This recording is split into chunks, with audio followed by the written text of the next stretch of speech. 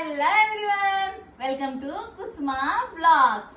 ఏంటి పొద్దున్నే అంగడి పెట్టిందా అనుకుంటున్నారా? అంగడి ఏం కాదండి. లాస్ట్ వీడియోలో మా మమ్మీ అది పార్సల్ పంపించిందని చెప్పాను కదా. ఆ పార్సల్ ఓపెన్ చేశాక ఏమేమి ఉన్నాయని నెక్స్ట్ వీడియోలో పోస్ట్ చేస్తానని చెప్పాను కదా. ఇవేనండి అవి.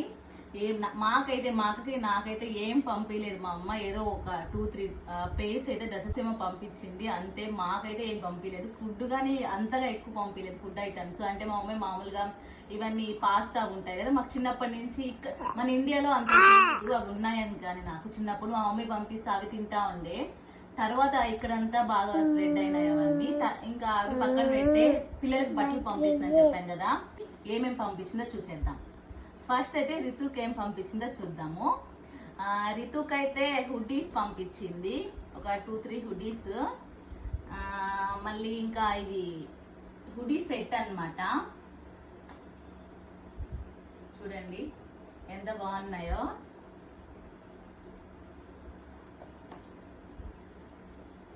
సెట్ అన్నమాట. ఇవైతే రితుకి ఇప్పుడైతే సరిపోవు, ఇంకా కొన్ని రోజులు ఆగాలి.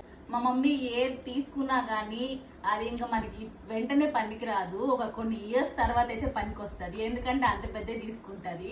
అంటే మామూలుగా పెద్దోళ్ళు అంతే కదా, ఏం తీసుకున్నా మళ్ళీ ఫ్యూచర్కి ఉంటాయి అనే తీసుకుంటారు. ఇదొక సెట్ అన్నమాట. ఇదొక సెట్. కలర్ అయితే చాలా బాగుంది, పేల్ పింక్. మళ్ళీ ఇది ఒక ఫ్రాక్ అన్నమాట. ఇదైతే ఇప్పుడు సరిపోతుంది, ఇది వేయచ్చు రితృష్ణకి. ఇంకా ఇవి చూడండి 3 పేర్స్ సేమ్ ఎందుకు పంపించిందని డౌట్. పెదమ్మ ఉంది, మా పెదమ్మకి కూతురు కొడుకు. వాళ్ళు అంటే అక్క అన్న, వాళ్ళకి ఒక పాప, అంటే అన్నకు ఒక పాప అక్కకు ఒక పాప ఉందన్నమాట. వాళ్ళిద్దరికి మా అమ్మకి ఆడపిల్లలు అంటే చాలా ఇష్టము. అందుకే వాళ్ళిద్దరికి కానీ తెస్తుంది ఎప్పుడు. అంటే ఒకేలాగా వేసుకోవాలని చెప్పి, కానీ ఒకేలాగా వేసుకొని ఒకే దగ్గర ఉండలేరు. ఎందుకంటే వాళ్ళు వేరే దగ్గర, వీళ్ళు వేరే దగ్గర ఉంటారు.